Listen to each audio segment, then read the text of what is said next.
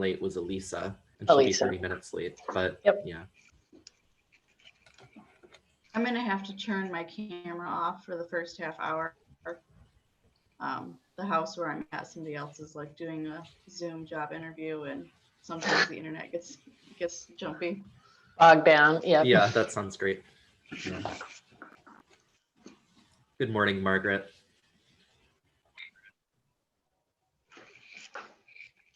I think you're on mute, Margaret. Thank you.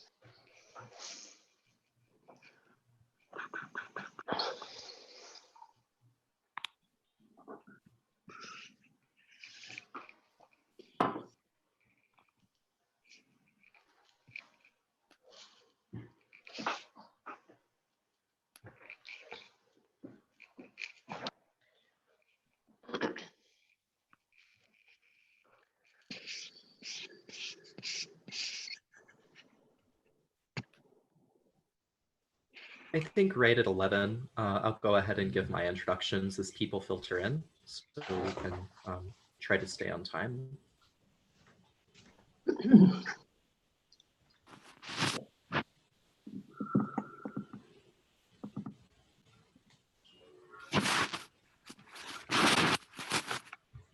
So it's 11 now, which means that we are streaming on the city's streaming channels. Good morning. My name is Robert Watkins. Welcome to the October 20, or no, it's December, the December 2020 Charlottesville Historic Resources Committee virtual meeting. I'm city staff, and I'll be making sure that today's meeting runs smoothly on the virtual side of things. Before I hand things over to Chair Rachel Lloyd, who will preside over today's meeting, I'm just going to go over some brief housekeeping tips just to make sure that the meeting runs smooth. As a reminder, when you vote on an action as a committee, I'll go through a roll call vote one by one just for the sake of our minutes. And for members of the public who are on the call right now who'd like to provide comment, our public comment section is at the beginning of the meeting. In order to provide comment, we ask that you register for the meeting if you haven't already. You'll become an attendee, and then when we get to the comment portion of the agenda, you can raise your hand using the raise hand feature in the participant list, and I'll unmute you. Or if you're calling in on the phone, use *9 to raise your hand, and then I will unmute you. That's all I have to say. So I will hand things over to Ms. Lloyd, and please feel free to ask me any additional questions throughout the meeting. Thanks. Okay, thank you very much. Thanks, everybody. So we will start everything off with a virtual introduction. So I'll just call your name, and if you can indicate that you're here and one sentence background about yourself, that would be great. Let's start with William Clay. Good morning, everybody. William Clay III, recently arrived here from Houston, Texas. Thank you. Elisa Diamond is next on our list, and we know she'll be about 30 minutes late today. Sally Duncan. Hi, I'm Sally. I'm a county resident, and I've lived here for about 5 years. Thank you. Heather Hill. Heather Hill, and I represent the City Council on this committee. Jenny Keller. Good morning, Genevieve Keller, architectural historian, preservation planner. Lived here all my life. Thank you. Margaret O'Brien. Hello. Have been a resident of our community, the city and the county, for a number of years, and was the librarian at the Historical Society for many years. Thank you. Jelaine, I don't think I see Jelaine, but we'll get her when, yeah, we'll get her when she comes in. Dee Dee Smith. Good morning. I've been a city resident since 1979 and been involved with lots of different historic efforts. In the background, my virtual background is the Ivy Creek, the Riverview Farm, which is now Ivy Creek Natural Area, which is one of the city's historic resources on the Virginia Historic Register, awaiting national recognition. Great, thank you. Phil Varner. Hi, I'm a city resident in the Belmont neighborhood, and I've been here this time for about 7 years. Great, thank you. Ellen Wagner. Hi, I'm Ellen Wagner, and I've been a city resident for almost 30 years, and I've been on the committee for several years. Great, and I see Jelaine has joined. Jelaine, can you introduce yourself briefly? Hi, I'm Jelaine Schmidt, professor of religious studies at the University of Virginia. I do public history projects here around town, and I've been a member for 4 years of the HRC. Thank you. Jordy Yeager. I am Jordy Yeager. I'm a journalist and a digital humanities fellow at the Jefferson School African American Heritage Center, and was raised and grew up here in Charlottesville, and a city resident. Thank you. And Jeff Werner is our staff liaison. Are you here? I thought I saw you, Jeff. I will. He popped on for a second. He might be having. Oh, yeah. Yeah. Well, Jeff is my cohort. He is the city's lead historic preservation planner, and he is also a Charlottesville resident. Great, thank you. And my name's Rachel Lloyd. I'm the chair of the. Oh, did someone else have something they needed to add? No, I think there just might be some feedback. I'll try to work on that. Okay. I'm a historical landscape architect and have lived in the city for almost 30 years, and I've served on different commissions and advisory groups for the city over the last several years. Okay, so we hear from Ellen. Ellen, did I miss that? Ellen is here. Yep, she's here. So I think the only person we're waiting on is Elisa, and she let us know that she'll be about 30 minutes late. So I expect her to pop in shortly. So with that, we can begin the public comments. I will briefly just read out loud our the committee's public comment policy, and then I will call on raised hands. At the beginning of each meeting, not more than 10 minutes will be allowed for the introduction of any guests and public comments. Speaker may speak for a maximum of 2 minutes and shall begin by identifying their name and address. Okay, so with that being said, I see one raised hand from James Hensley. James, I will click allow you to talk, and then once you've joined the call, you need to unmute. So I'll do that now. Okay, I think I'm unmuted. Yes, we can hear you now. Thank you very much. My name is Jim Hensley, and I live on Marchant Street in Albemarle County, which is in the Woolen Mills area. And I work in downtown Charlottesville. Been a longtime resident of this area. I'm here today to speak on behalf of the designation or recommendation to council for designating 3rd Street Northeast as Gregory Swanson Way, and have been very interested in the discussions the Historic Resources Committee has had the last couple of meetings around the issue of honorary street designations.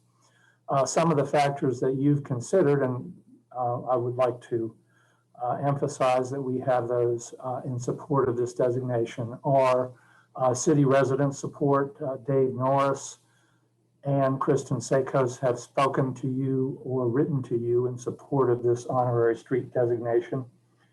Another factor that you've considered is family member support. We have the support of Gregory Swanson's nephew. I think everybody received his email. And the connection between the street being designated and the place where the historic event occurred, we have that the historic event occurred in what is now the downtown library, and it is adjacent to 3rd Street. The last thing I want to say is what you're aiming for, I think, in designation is telling the story. And this is a story that should be told, needs to be told.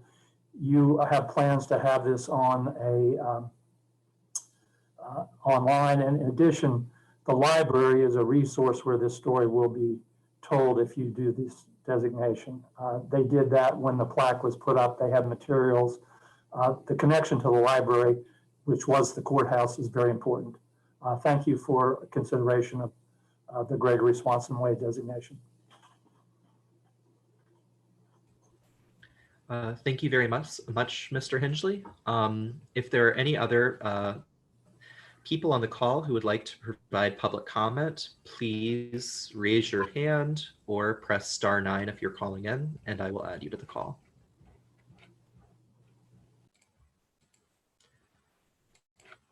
And not seeing any other raised hands.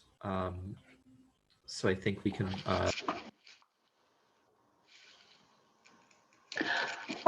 Okay, so we're moving on then. The next item on our agenda is the approval of the agenda. So today we'll approve meeting notes, continue our discussion of the honorary street names policy. In addition, we'll look at the additional applications.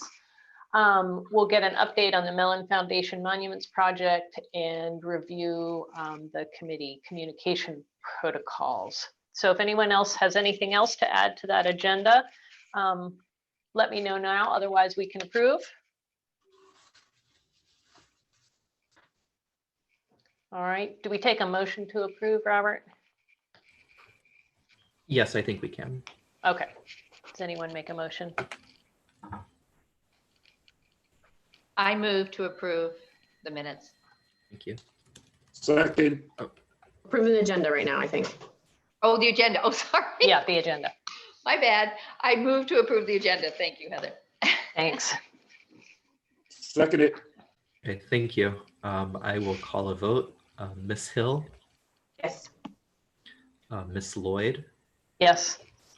Mr. Clay, or Dr. Clay, Yes. Ms. O'Brien, Ms. Keller, Yes. Ms. Wagner, Yes. Mr. Yeager, Ms. Schmidt, Mr. Varner, Yes. Yeah. Yes. and Ms. Smith, Yes. and also Ms. Duncan. Yes. Thank you. Okay, thanks, everybody. Okay, so we also have approval of the meeting notes from our November meeting.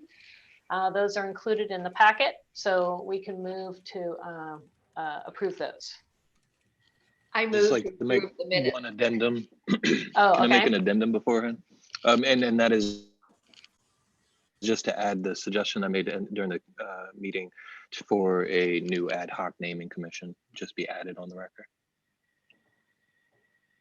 And I'll make sure to add that for you. Well, then I move the minutes with Mr. Yeager's addendum. I second. Thank you. Dr. Clay, Yes. this is for a vote. Thank you. Ms. Lloyd, Yes. Ms. Hill, Yes. Mr. Yeager, Yes. Ms. Wagner, Yes. Ms. Keller, Ms. O'Brien, Ms. Smith, Yes. Mr. Varner, Yes. Ms. Schmidt, Yes. and Ms. Duncan. Yes. Thank you. Okay. Great. So now we are on to the continuation of the honorary street names policy work session. So in our last meeting, we, after a lot of discussion, we came up with a handful of proposed recommendations to update the city's policy. Those recommendations are listed in the packet for our discussion, and we can look at those more carefully. We can refine them. We can approve them. We can add to them. But the intent is to review and confirm. So if anyone else has any other questions or suggestions or updates, this would be the moment. I think one thing that I had that I didn't necessarily see fully reflected in that list was that I think it's my feeling that council should be free to do whatever they want with the namings, and that I think there's been an undue amount of discussion around, does this name that we wanted, that there's a desire to do, actually fit the policy, and that that council shouldn't be limited by a specific set of names or even other criteria, but should be free to either add or even remove, if they so desire, whatever designations they want. Do you mean in addition to those which are submitted as an application?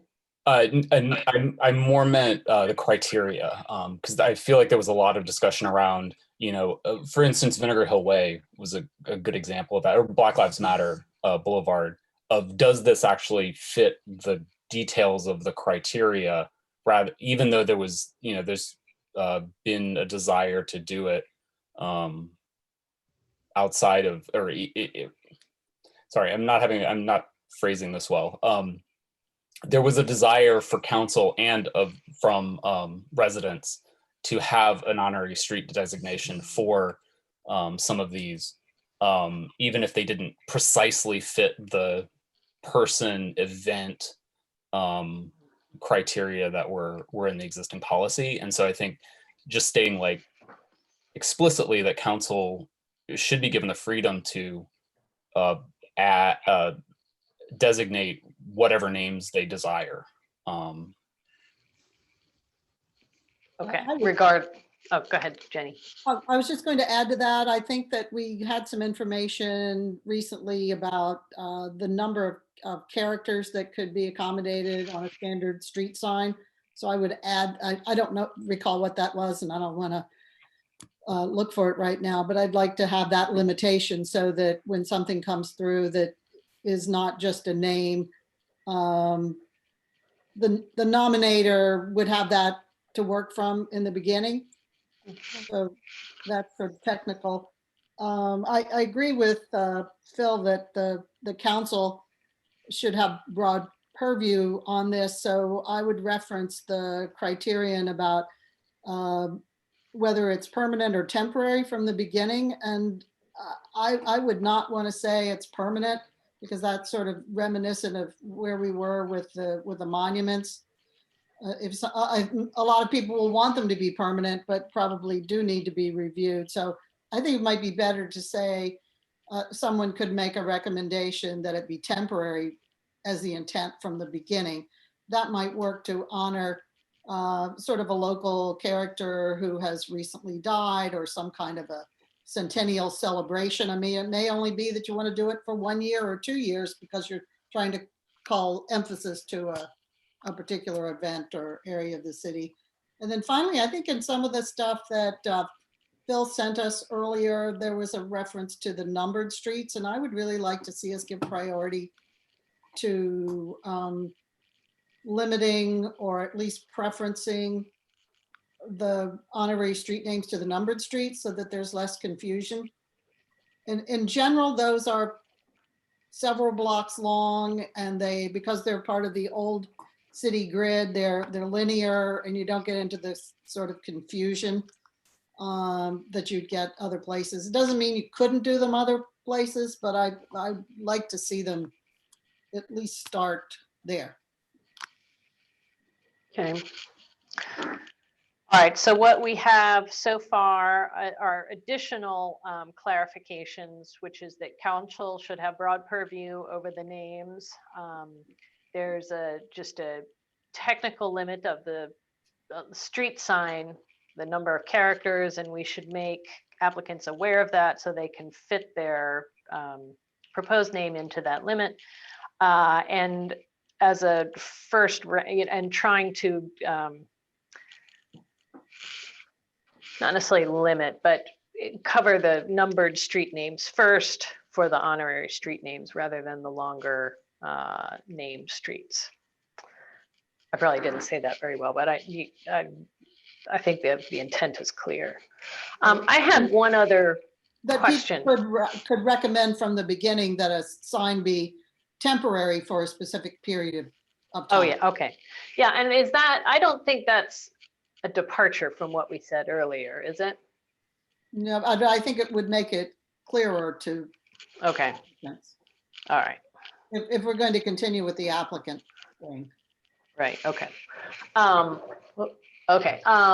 The other thing I had a question about, or I felt like maybe it would be useful to clarify, was about the annual review of the existing street names. And I know, Jordy, this is something that you had brought up, and I do think it makes sense, but I think it would be helpful to clarify what that would be and what the recommendation would be, beyond an annual review, or what is the intent of the annual review and what we would do with the results of that review. Well, I certainly don't mean to say what it should or shouldn't be, but I mean, I think it goes along with Jenny's ideas of exactly what is temporary and how much is open towards, continual review. And so yeah, I mean, we can set it as broad as we want, right? I mean, that every single street name should be open to review, and create a means, policy by which somebody can propose a renaming or a reconsideration thereof.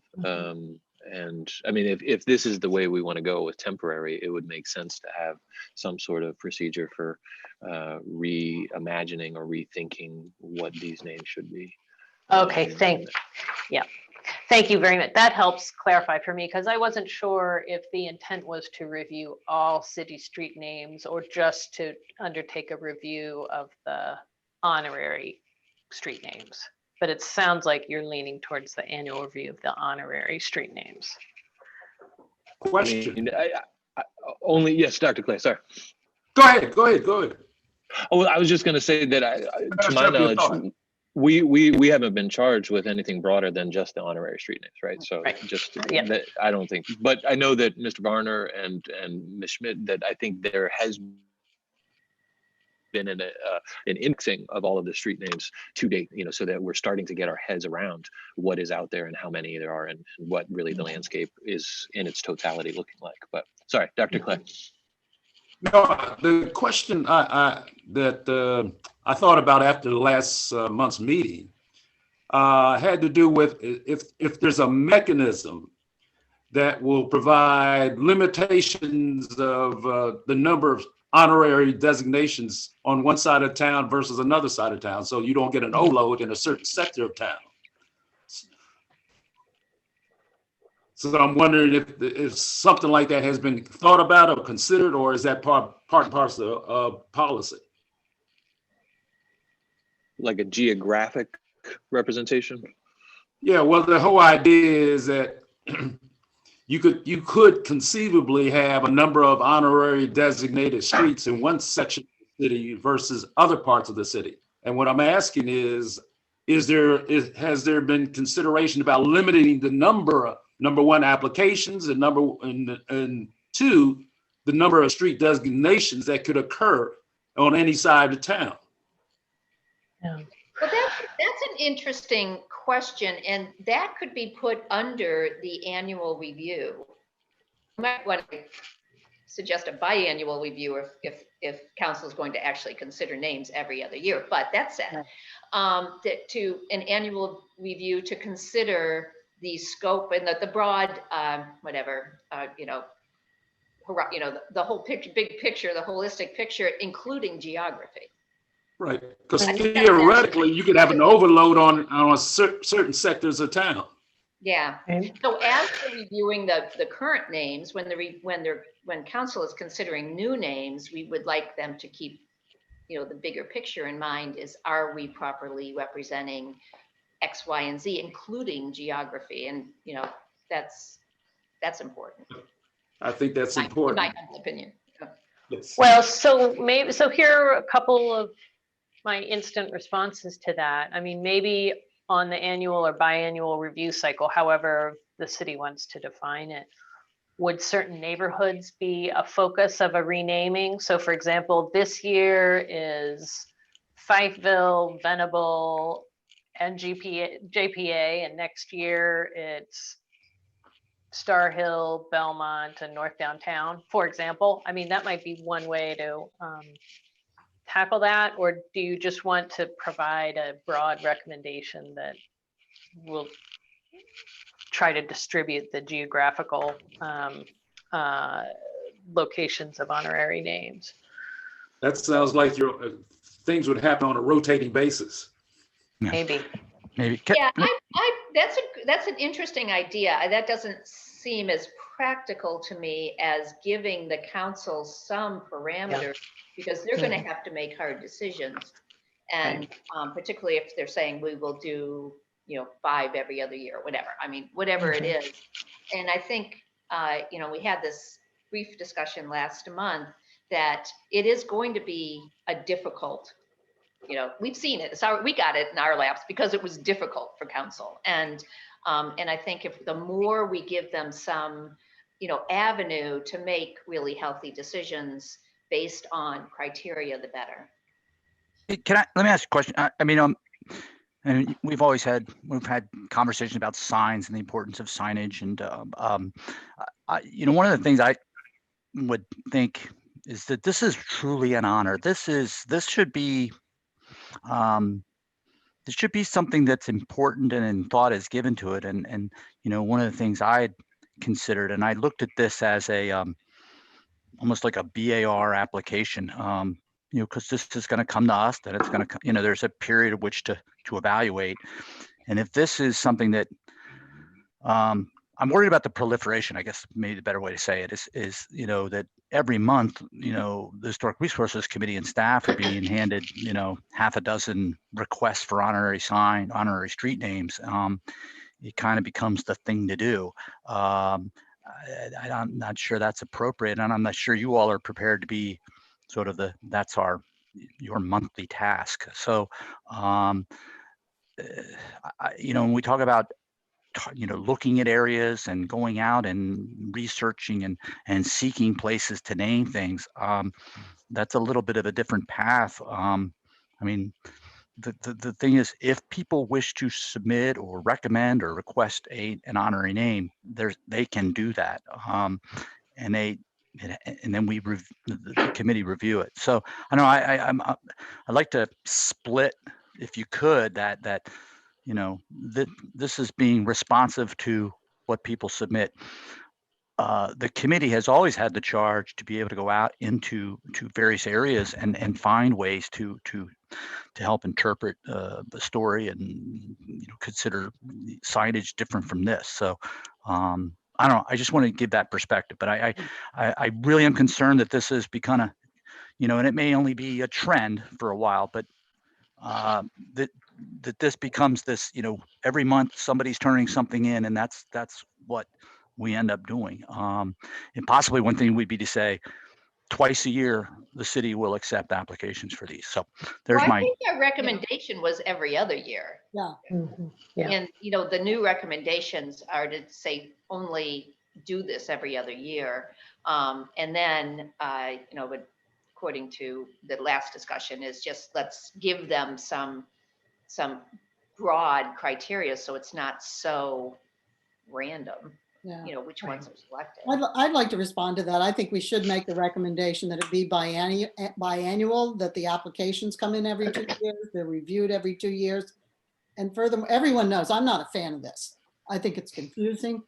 I'm the daughter of a cab driver and a telephone operator, and street names were, you know, from my earliest awareness of the environment, street names are really important to me in terms of points of identity. So I think it should be kind of rare, but I would like us to add then another criterion that the city, that we encourage the city to look for other naming opportunities, because we have parks, we have small areas within parks, we have buildings, we have plazas, whatever that could be an additive process and not be so confusing, and as Jeff said, a proliferation, something that would enhance rather than confuse.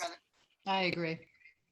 And I would follow on to that too, and with a statement that I think I made at the last meeting, which is that I think one of the reasons that this honorary street naming attracts so much attention is because we have so few other outlets to commemorate people. And if we can think more broadly about how we would do that in other contexts, people who desire to honor somebody would have other outlets to do that, and we wouldn't be restricted to a biennial process of naming a couple at a time, and we'd have more opportunities to do that.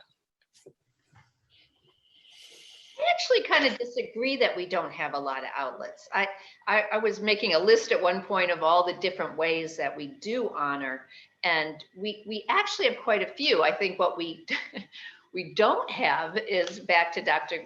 Clay's point, is that we don't have a good geographic distribution of them. But that said, and I was just reviewing the Blue Ribbon Commission on Race and Public Monuments, and it's really comprehensive in terms of just these things that we're talking about, and would recommend others just reviewing it, because they talked about a lot of these things. It's very well done. Yeah, I mean, new bridges, buildings, parks, schools. I mean, there's a whole host of options. I mean, and there are also festivals and events and other things that could be honorary naming or commemorative opportunities as well. Okay, so that, I think that makes sense as a new recommendation to go to council as well as a part of this. Any other thoughts, clarifications, additions before we move on to reviewing the actual applications? All right, that sounds good. Okay, so I will, my understanding is that we'll encourage the council to take broad purview as needed to satisfy the policy, that the limitations on the street signs have to conform to their just technical limitations. We encourage street names to fill in the numbered streets. Let's see, what else? The annual review will just focus primarily on honorary street names. We should provide a mechanism to create greater geographical distribution of the names, and we'll encourage the city to pursue other honorary naming opportunities, not just streets. I think I got everything. Okay, so now we move on to one of the main things council asked us to do, which is to review the remaining applications for the honorary street name. And so it sounds like there were 11 or more that came in. There were 2 that were approved, and there are 10 or 11 that required additional review and approval. So I don't know if you all have had a chance to go through the packet to see the full applications and the supporting documentation, including the little map, which I think Robert and Jeff probably created. And if anyone has any broad questions about what we're doing first, and then we can just start going through these and talking about the criteria for approving or recommending approval.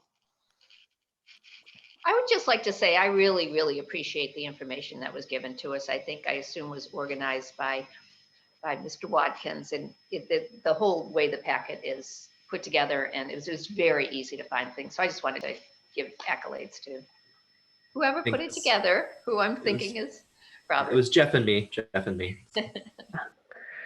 Oh, and I want to welcome Elisa Diamond, who just joined us. Thank you, Elisa.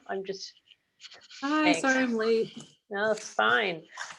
You're arriving in time for the review of the remaining 11 submitted honorary street name applications. There are different ways we could go through this. We could, I guess we can go through one by one, or if people have reviewed them already and would like to advocate for pushing certain ones forward, we could also do it that way. I think I actually have one preliminary question, which is how are we going to structure this? Are we going to actually like vote on motions to, approve or deny or recommend, or are we going to do consensus for each one? My sense is that we'll come up with a list of honorary street names to recommend to council for approval. And that what we discussed last time at our last meeting is that we would compare the applications to the criteria that was set forth. And we can acknowledge as part of a group whether certain applications met the criteria and whether they seem to meet the intent of the policy. And if they do, we'll recommend them for council approval. And if others have different feelings, or if there's strong objections or strong commendations that anyone wants to make to a particular application, I think we could note that too. Does that make sense? That as sounds a way good to me. forward? Yeah. Okay. All right. Well, I went through these in detail this morning. So I do want to point out that we can talk about this together. 4th Street Northwest received 2 applications. One was for Black History Pathway, and then the second nomination recommended that the new designation be proposed for Vinegar Hill Way. So those are the 2 different nominations for that particular street. So without commenting on the worthiness, both seem to fulfill the criteria. So I guess that this committee could make a recommendation about one versus the other, or note that both of them are options and approve both of them to go forward to council. Well, aren't we just sort of talking, if for those of us who think it's actually an appropriate place to put one of these, isn't it just a matter of the name? I mean, suggesting one of the 2 names to go forward, I would think so. Yeah. I can start off with some comments on them. Mm-hmm. I think the primary problem with Vinegar Hill Way is that one of the parts of the policy is that the designations are for honorariums that have not already had a significant presence in other parts of the city.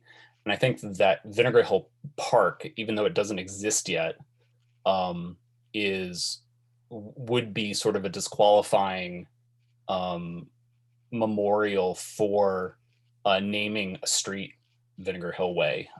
We have the Vinegar Hill Park going in, and also the Vinegar Hill Memorial, which hasn't been funded, unfortunately, but is a proposed and hopefully will be created one day.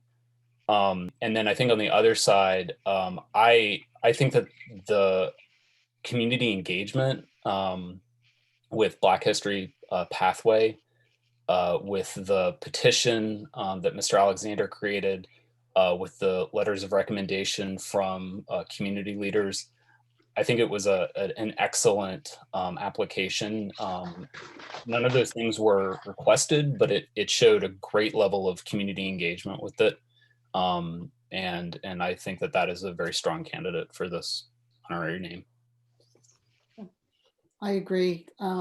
Rachel, are you taking motions at this point, or are we just having discussions?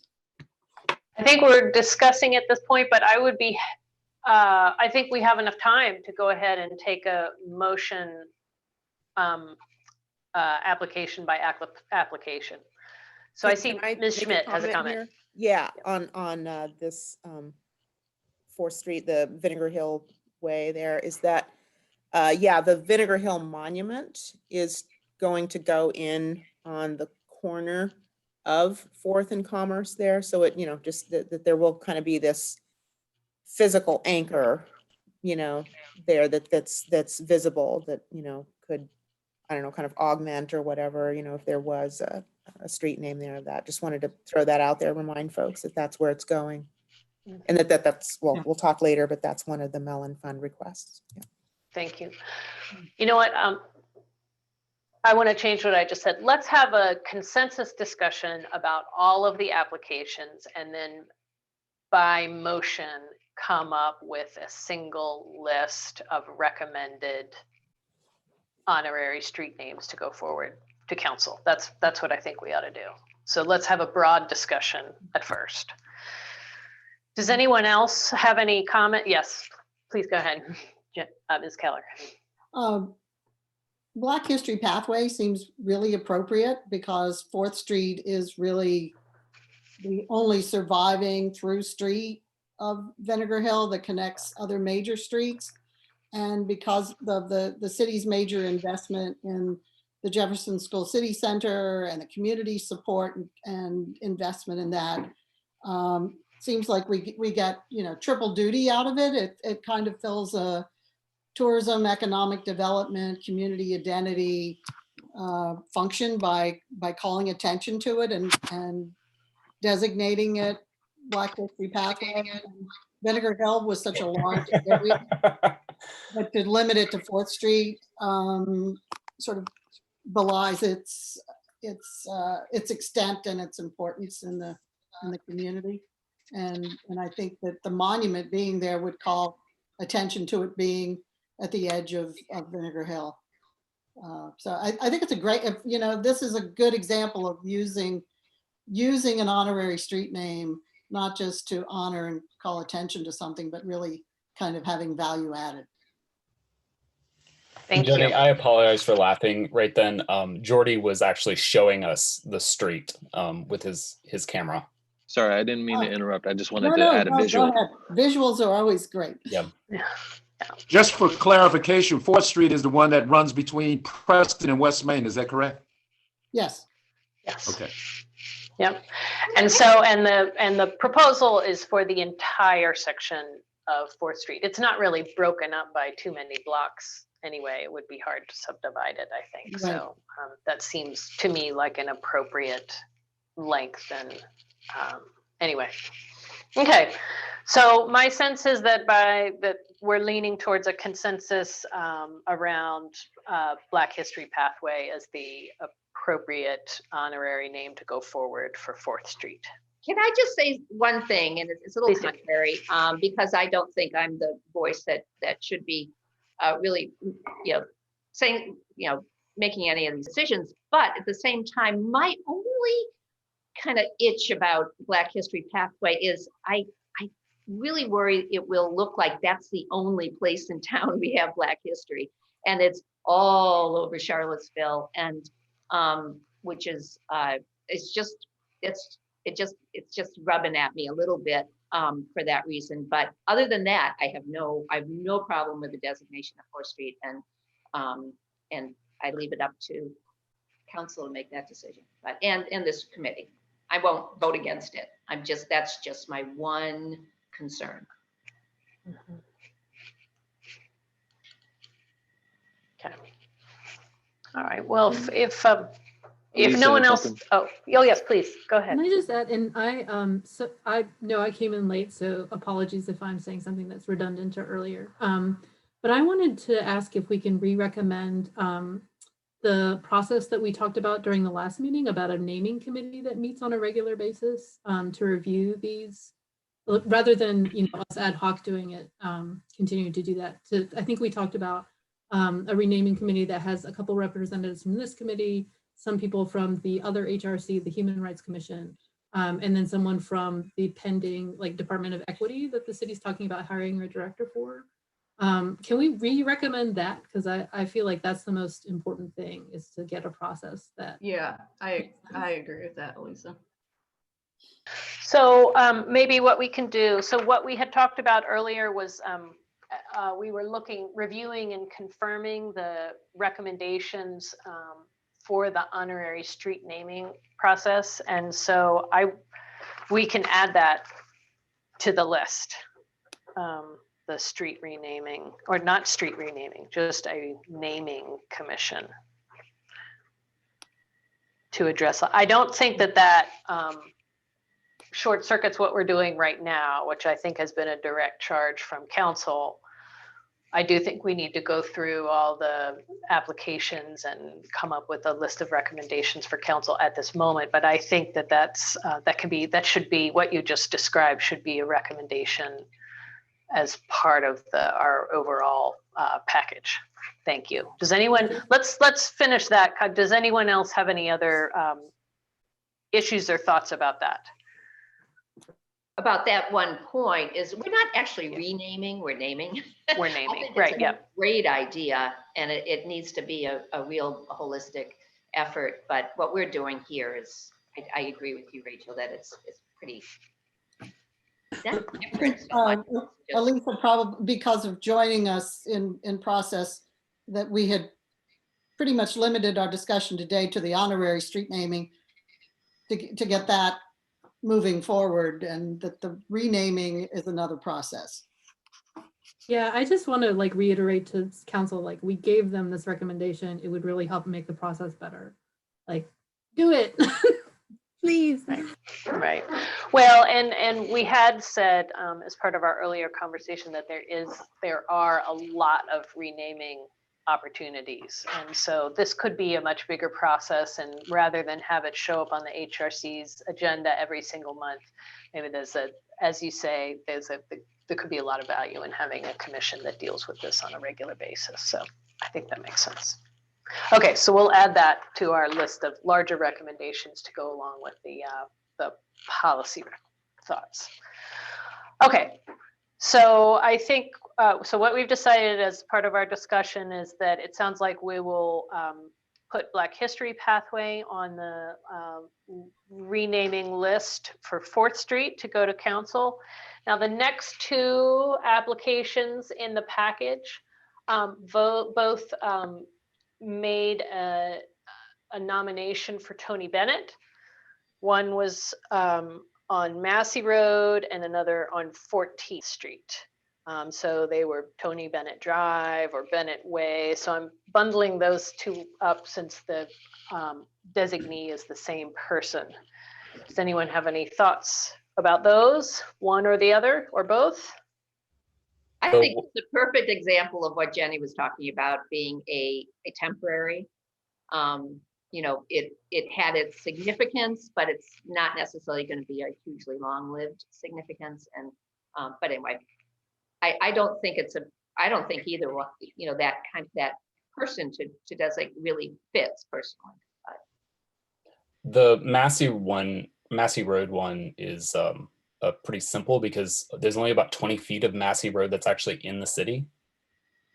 So we can't really name it anyway.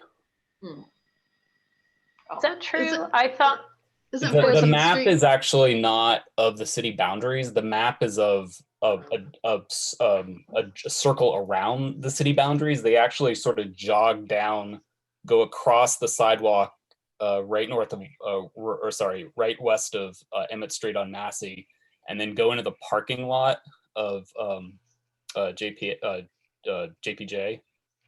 So the map is actually not correct with the boundaries of the city, and so there's only about 20 feet that are actually in the city. Okay. Maybe it might be more appropriate to name the parking lot after, I mean, but the Massey Road location is right by JPJ, yeah? Yeah. Which to me makes more sense than 14th Street, which is kind of, but yeah, it's only 20 feet, right? Yeah, I'd rather let the university honor their people. Yeah. We have lots of Yeah. opportunities. I agree with that because one of the things with the honorary street naming is that I think it should be lifting up folks, you know, who haven't got a lot of attention. You know what I mean? That's kind of what it's for. He gets a lot of airtime, already, and you know. Yeah, I agree with that a lot. Anyone else have any thoughts before we move forward? I just want to be clear that because this is something that you recommend to council, I'm just listening to this part of the meeting and I will be abstaining, but I just want you to know it's why I'm not participating. Okay. Not that I don't care. Right. Thank you. Right. Okay. All right. Well, with no other comments, it sounds like the committee's decision is to not include those that will encourage UVA or other institutions to honor him, and so we will not push those forward. Okay. The next two also have a theme in that they are proposed named for musicians. So Wilfred Wilson Jr. and Theodore Gilbert, both musicians in Charlottesville. Unfortunately, they don't have any names, streets associated with them. Anyway, the question would be, do we want to propose these to go forward, and would we want to assign a street for them, or do we not push them forward? Well, I'll Nice and- opine on it. I don't mean to opine on everything, but I think music is extremely important in the history of Charlottesville. But at the same time, I think if we're going to honor it, we should look again at it holistically and how best to do that, because we could have a whole lot of them if you really sat down and thought of all the important musical influences here. But I'm not opposed to those particular designations. I just think that particular theme needs to be looked at in a broader way. It's my opinion.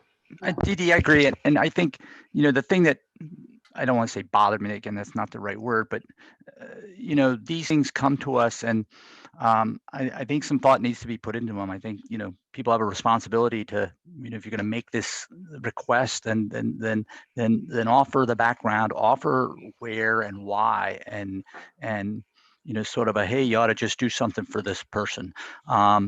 There's I think this is where applicants have to assume some responsibility, and so unless these names resonate with some of you, and there are places that would certainly jump out, wouldn't know where to even consider locating these. So that's my 2 cents. I'd like to see us make a recommendation that we give some thought as a city to a place where people who have contributed in many ways, either culturally, athletics, what have you, kind of more of a maybe human treasure kind of thing, as opposed to the bridge builders, because not everyone is living their life, for a particular cause, but they've certainly enriched the community through what they've had to offer. And I don't know what that looks like, but maybe in one of the parks or near the mall or somewhere, there could just be this kind of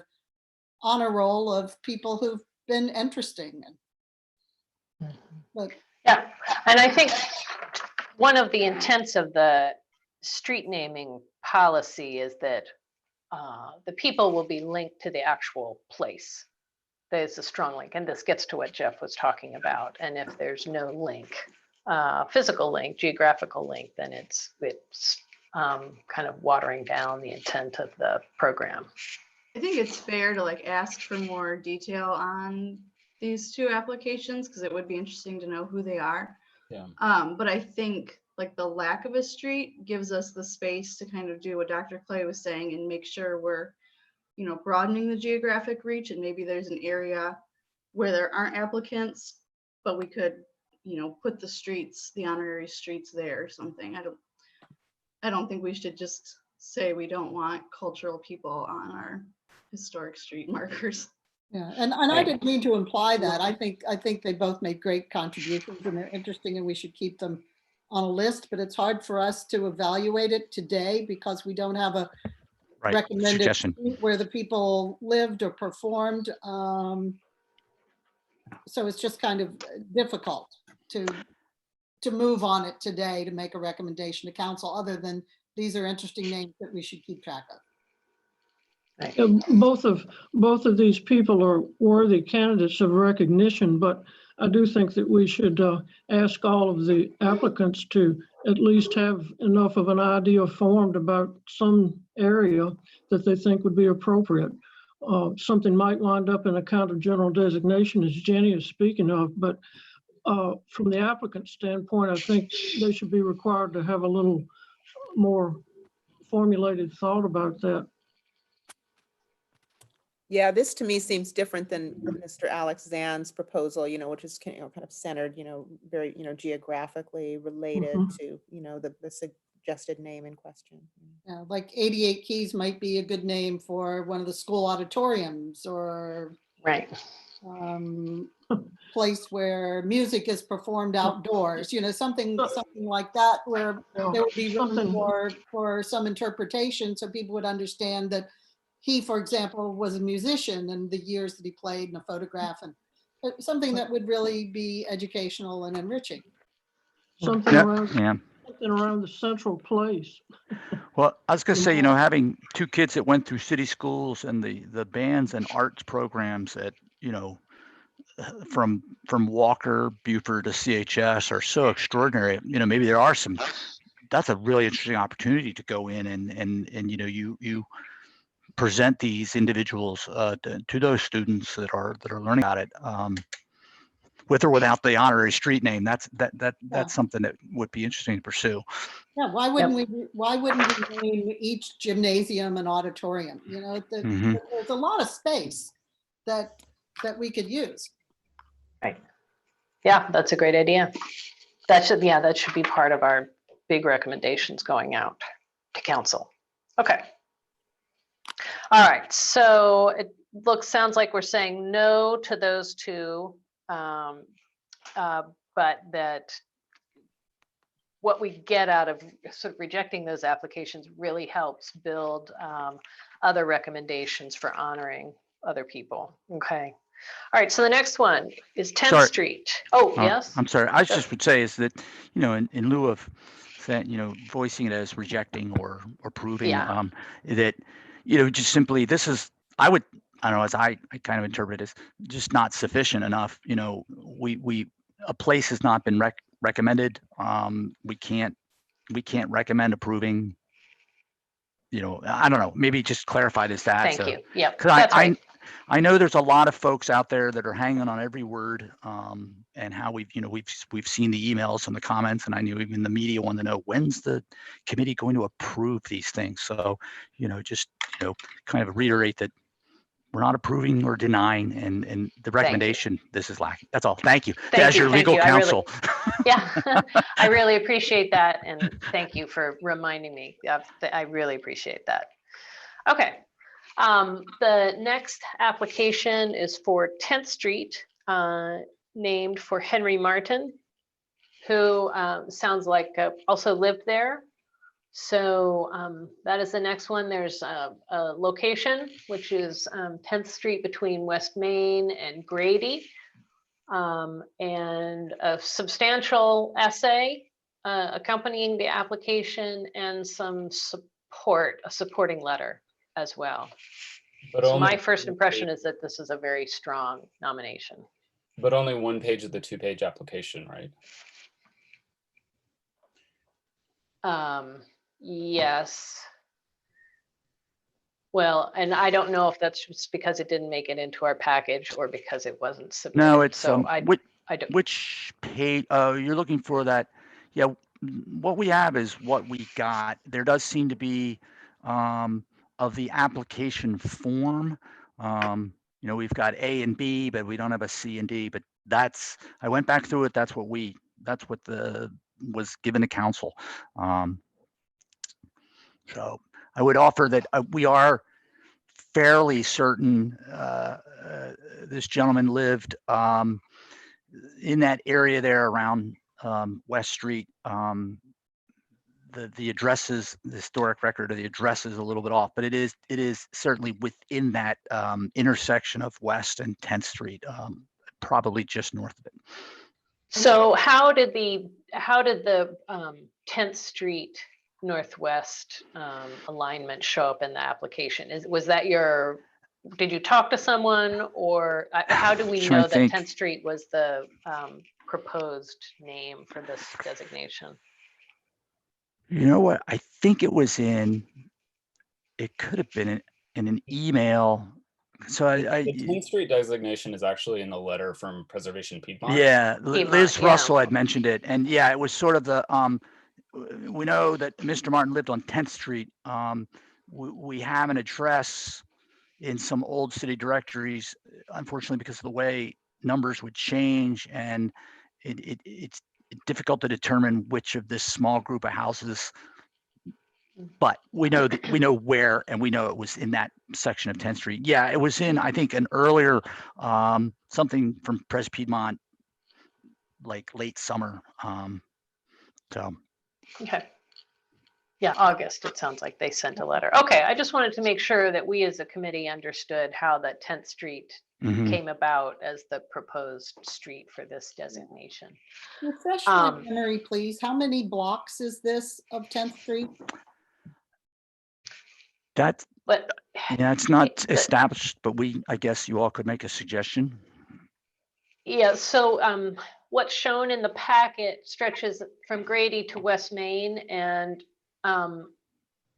you know, the streets around there don't form very regular blocks. Right. So there's some kind of half blocks in there, but from West Main to Page to West to Grady are the major through blocks. And then there are lots of smaller partial blocks between that.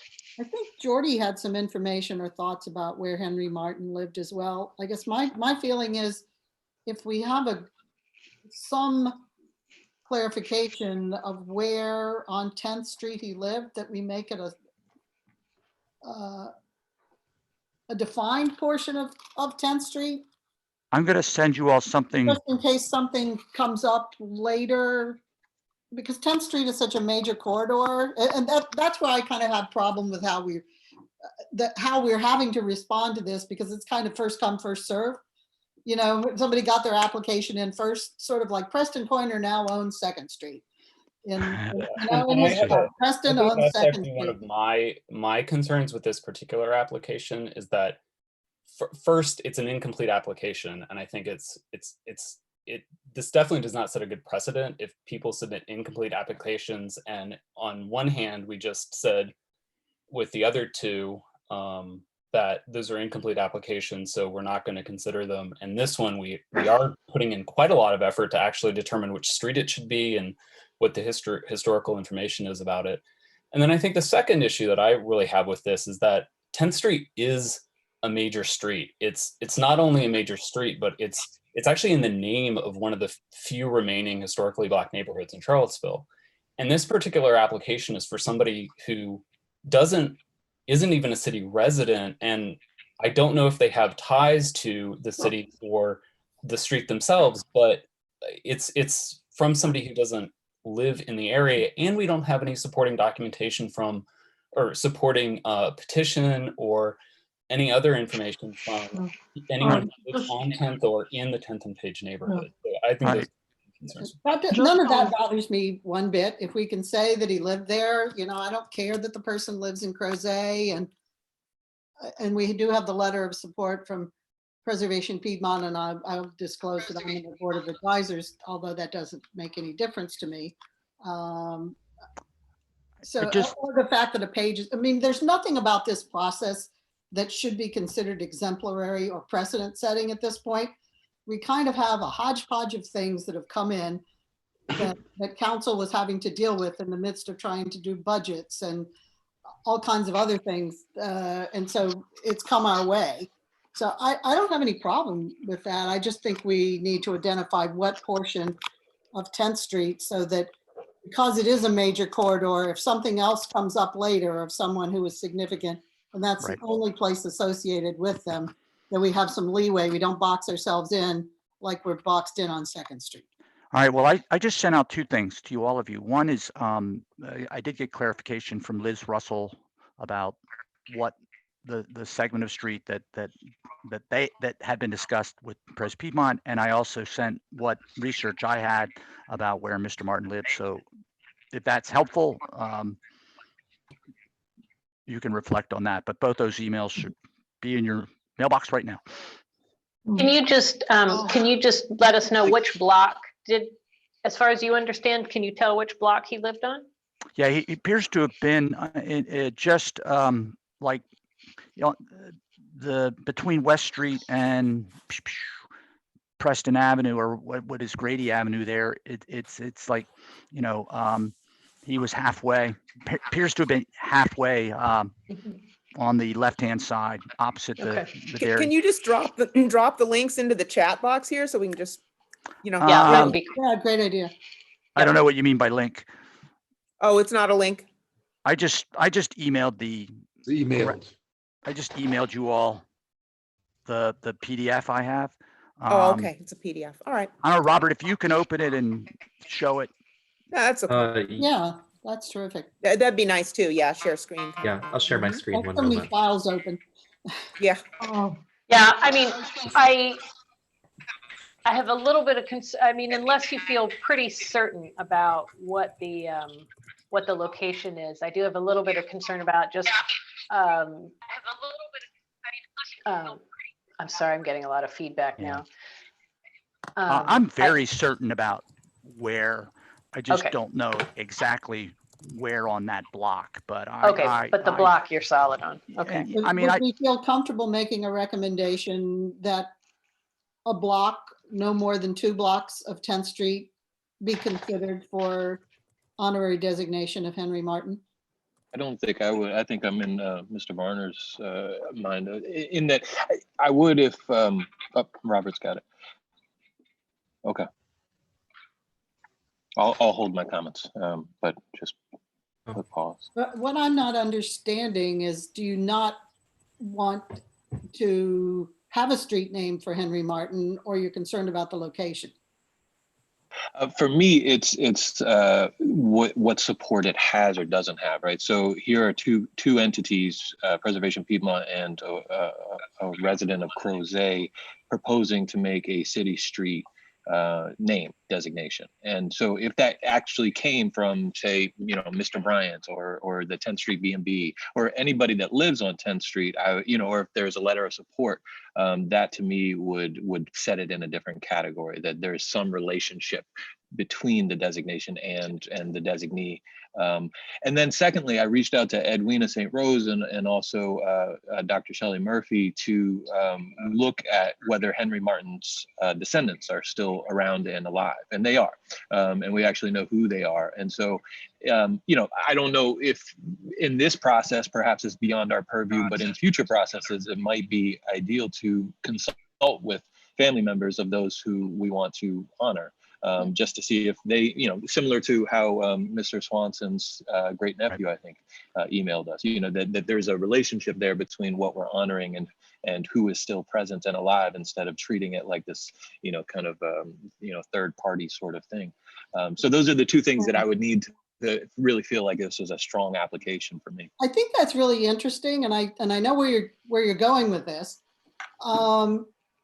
But if that's going to be a criterion, then we should go back to our list. Yeah. That, because we've never said it has to have broad support, or that the descendants of the person being honored have to approve of it. And that wasn't something I was putting into my evaluative process. So I think if we're going to do that, we need to write it down. Two things, one, right. And one would be one thing to use with like with the historic designation, Virginia landmarks or the National Register, that demonstrate support from, so there should be at least 51% of the property owners on that street. There, Jeff. Well, no, I'm saying that's ridiculous. I'm not saying we, I say, but that's a means to an end. The other piece is that there is the sort of that public component of this, and that would be something you could say in the recommendations, is that, is city council obligated? Is this a public hearing item? Or should we, the committee, be involved in that? That might be something to you're getting at what Jordy says, is that as far as the historic merits of this is what we think. As far as the process of reaching out to people, that should be stated in that those recommendations. Because I think you have here you do have an individual that clearly it makes a lot of sense. However, just like Jordy said, we don't know from the people on that street, nor maybe his people would prefer something else. Well, why don't we recommend that there be some community engagement with people on 10th Street? Let them know this is something that, if it proceeds to the council level, and ask for some feedback. Yeah. Do you say that for all? That's why this whole thing just gets to be so onerous for local government. Right. Exactly. Well, and I will point out too, based on kind of review of the whole Venable neighborhood properties, which butt right up against this, there are a lot of absentee property owners. There are a lot of rentals throughout. And so you can engage people on any of these streets and you're likely to hit 2/3 renters who may be there long-term or maybe UVA students and know nothing about it. So I think there are just some complications in that process as well. And that might be so too, about the renters, but I think that even if you rent, you should still have a say in your street and your community. And I feel like I've heard a few comments, I'm not saying you said this, Rachel, sure, but in this meeting and the previous one, that seemed dismissive towards people that are renting, and as if they shouldn't have any say in what their street is named. And I think this goes back to having support from people on the street or in that neighborhood, and the designation originating from that neighborhood or that street versus somebody who's not even in the city. And back to Jenny's point, it is an onerous process because the city government should be getting people's opinions on this. It is not something that should be done to people. It should be done in cooperation with them. And that is a much harder and longer process, but the outcome is far better. Yeah, I guess I would say too that, my sense in our last conversation was that we were trying to make it a little bit easier for people to fill out the application more accurately and to reduce some of the barriers.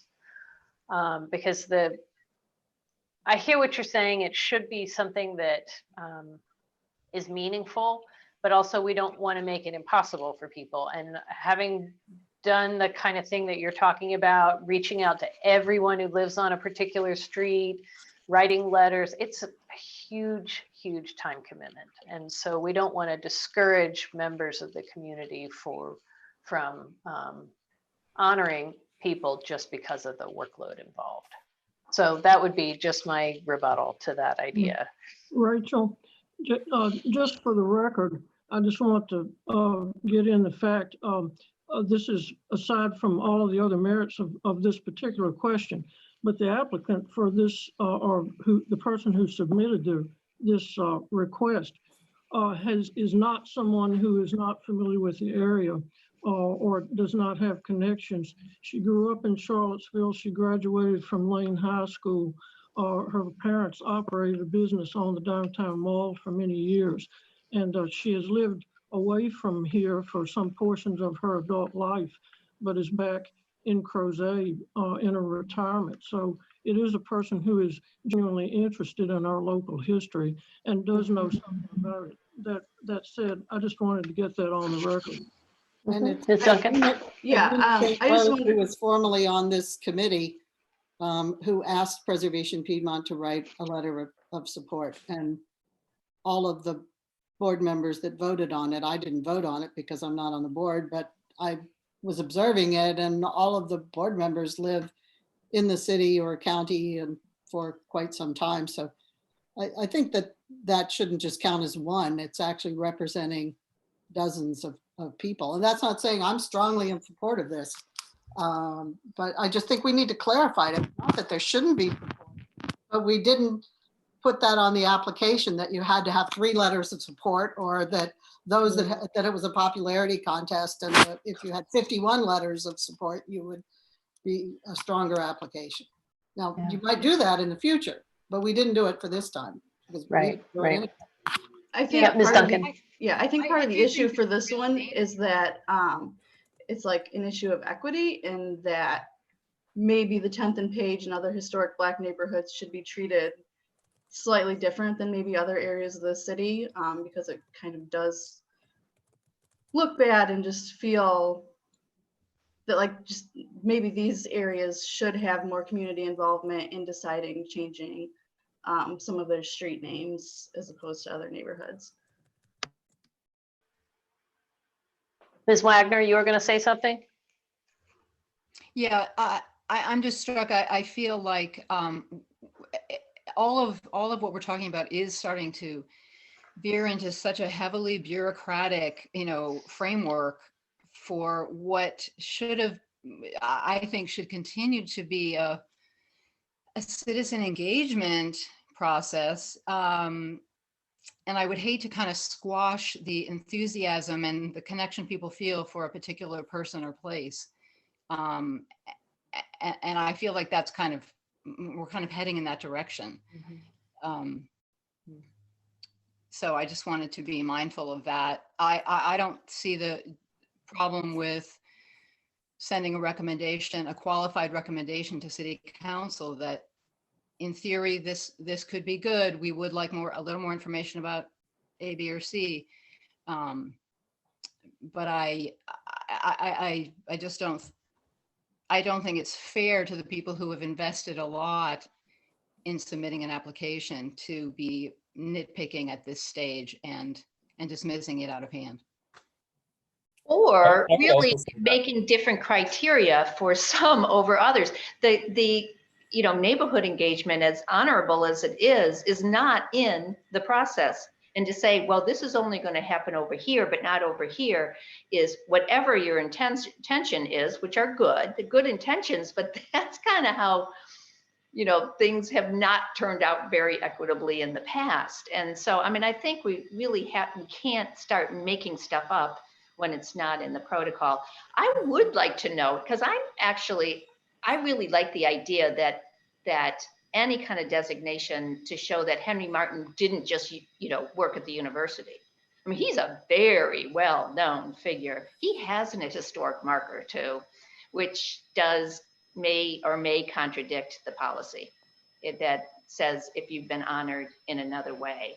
But that said, I think that just the idea that we could say, yes, but this man was an integral part of the community. You don't hear about that in the historic marker. You hear how he rang the bell for 50 years and et cetera. But he does have an historic marker, a stand-up highway marker, state sponsored. So let's keep that in mind. I'll just go back to the community engagement too, in that I think there's a fundamental difference between somebody who lives in the neighborhood, being a resident of that neighborhood, and taking it upon themselves to submit an application to name a street in their own neighborhood, and somebody who doesn't even live in the city trying to engage and do something that they think is good, but isn't in their neighborhood or in their immediate community. Again, why this one and not all the other ones? This didn't come up. Actually, this is only the first time it's come up. Black History Pathway doesn't have residences on it. Now it is a commercial street, and it's also a larger street than 10th and Page. Well, and it also had a lot of supporting, documentation and people who have connections to that area, saying, yes, Pastor Bates. And I mean, yeah, you saw the packet. So it wasn't devoid of just, this is our whim and our will. It was like, oh, this has community support from this actual geographic place. Just feeling like there's some backstory here that I don't know about. So, In what way? Well, it just seems very odd to me that there's such a bias towards an application originating from someone who doesn't live in the city. I mean, there are people that are on this committee that don't live in the city, and they're just as valued as the people who do live in the city. And so I have to say personally, that sort of bothers me. But again, if that's a criterion, then we should say that nominations are limited to people who live in the city of Charlottesville, if council would want to do that. But again, it wasn't part of the criteria that people use. So I'm just feeling like there's some backstory, and if people don't want to name any segment of 10th Street for Henry Martin, then they should just say so. I don't completely agree with Phil on that, but I think I see where he's coming, and I'm just wondering if your opposition is that it's somebody coming from outside trying to rename something in the 10th and Page neighborhood without 10th and Page neighbors supporting it. Yeah, I mean, I think that's effectively it, that it's somebody who has honorable intentions. They have a good intention, but is trying to impose something from outside on particularly a historically Black neighborhood. I would feel exactly the same way about this if somebody in Crozet wanted to rename my street or honorary my street. Well, I might add two things, and I think Elisa and Jolene mentioned this and last time, which is that there are a lot of people who grew up in Charlottesville who, for all kinds of reasons, moved or couldn't afford it anymore, or got pushed out of Charlottesville. So and I think Jenny and Margaret brought it up too. There are a lot of people who have very deep connections to Charlottesville who may not live within the boundaries of the city anymore. And those connections may be very real and vital and authentic. And so we can't necessarily understand that as the committee looking at the applicant address. The other thing I would point out too is that we're not seeing the details of the applicant addresses. There are a lot of people who have Charlottesville addresses who live outside the boundaries of the city. You know what I mean? So I think I'm with Jenny. I feel like the location of the applicant matters a lot less to me.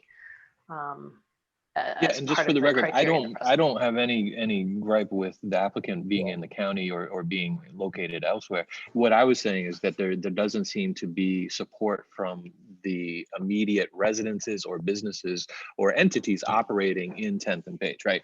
There's not City of Promise, there's not the churches on either side of 10th and Page, there's not 10th Street B&B, there's no residential support. Like what sort of, if you're naming something in a place, you want people and our entities around that place to be supportive of it. And without that, I'm left questioning, well, who is anybody to say that this should be the name? And it doesn't matter where they could be a city resident, they could live there their whole lives. But that broader support we've seen with every other application, I just haven't seen it with this one. Are we going to do the same thing for 3rd Street? Are we going to ask Congregation Beth Israel and Holy Comforter Catholic Church and the architect's office and whoever else is on 3rd Street? Are we going to ask them and say, well, you didn't support this? All the people at Queen Charlotte Square. Yeah. Well, so I think you're making a distinction between all or nothing, right? I'm not saying everybody needs to be consulted. I'm saying some. And so, I don't see anybody. Preservation Piedmont doesn't have any foothold in 10th and Page. And so why are they the ones that should be the voice of support for this application, right? With the 3rd Street application, you do see support from the activity there. They've had some programs, and they've had some walking tours, and they've had some engagement individually with individual people, and you may approve or not approve of that, but their charter does mandate that they look at historic resources in this region. Okay, so what I would say, because I'm watching our time and we still have several more to go. My sense is that that we need to, what it sounds like is that we're trying to figure out a broad recommendation about the program and future applications. In other words, should an application be accompanied by some minimum number of supporting letters as part of the nomination package? 2 or 3 or something from anyone and any resident or institution that is located on that particular street. And I'm fine with putting that forward as a recommendation if the group feels like it, but I do think it's an unfair burden on this particular nomination just because this was not part of the original application requirement. So I guess that's what I would ask the group. We have a long list of additional recommendations as part of the program. Is this something that we want to include, that nominations should be accompanied by some minimum number? We can decide what it is of supporting of support. Anyone have any strong feelings about that as a part of the program? I don't think that's, I think, a good compromise to saying that we're going to, the applicant's going to have to get, geographic support. Because again, I just think what we're talking about is just getting a little dangerous, because it could be used against neighborhoods too. And speaks also to Dr. Clay's geographic. This is sometimes why we don't have geographic representation. But anyway, I think that's a good compromise, Rachel, to say, let's think of some minimum. You can't just come in out of nowhere. You need to show that there is, you're not the only one thinking that. Yeah, Didi, and I think that that's a perfect characterization of that it is a minimum, that there has to just be anything. Like if I want to rename the street in the neighborhood that I live in, that's enough. Or honorarily name a street in the neighborhood I live in, that's enough. Just something. Okay, all right, so that'll be one of our broad recommendations. So what do we think about this one block? So I think we've narrowed it down as a recommendation. Well, we've narrowed down, let me say that again. We're thinking about kind of amending this to just be the one block between West Street and Grady. Now, are people comfortable with recommending that this go forward to council? I mean, it's not a vote. We're just working on a consensus here. We feel good. I think that I would like to see it go forward to council, but I'd like them to see our minutes too. I mean, that would be another, Okay. Should be all right. Okay with the move. Pardon? I'm okay with the move towards council. Okay, all right. Okay, we still have a few more streets, everybody. The next one is a nomination. I'll point out it also comes from out of town, from Earlysville, but it is a nomination to honorarily name Main Street, West Main, Wanishi Way, in honor of the indigenous peoples across the Commonwealth.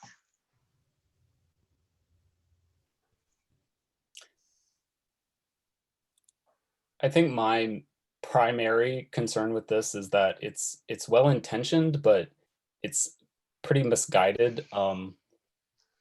Monacan people lived here in Charlottesville, and this is using an Algonquin word, which is, I feel it's just blurring together the thousands of Native groups that lived in the Americas pre-contact, and just saying, oh, it's a Native word, let's put a Native word on it.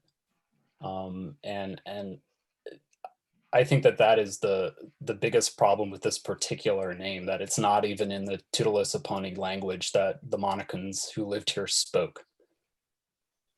Although it is in the same family, yes? No, it's not. They're two separate language families. This is literally like wanting to honor somebody who is French by using a German word. Okay, thank you for that clarification. This is too big a concept for us to deal with in an honorary street name. It almost minimizes the value and integrity of our Native American peoples. I've long thought we needed some theme and context studies, and I think this is something that deserves much more thought and scholarship as to how this would be done in an appropriate fashion in Charlottesville.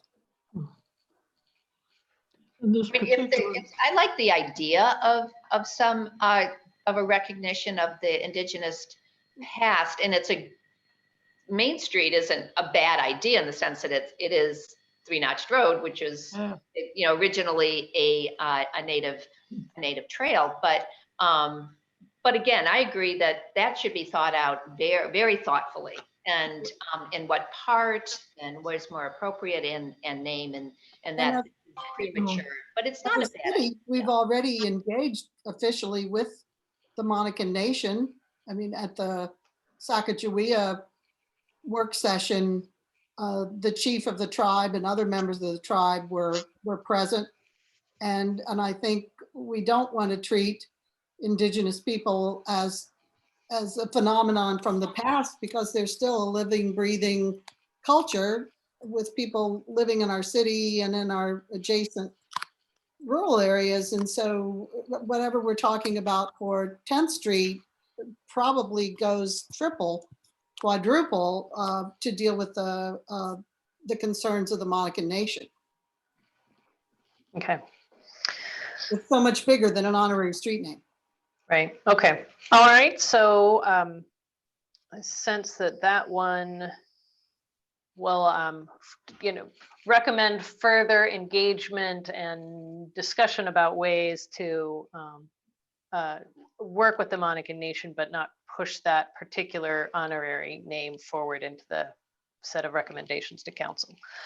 Okay, the next one is, I'm going to move us quickly because I want to make sure we get the other topics covered. The next is the honorary street name for Gregory Swanson, and this would be on 3rd Street between East High and East Main, so down to the pedestrian mall. And we received supporting documentation for that as well.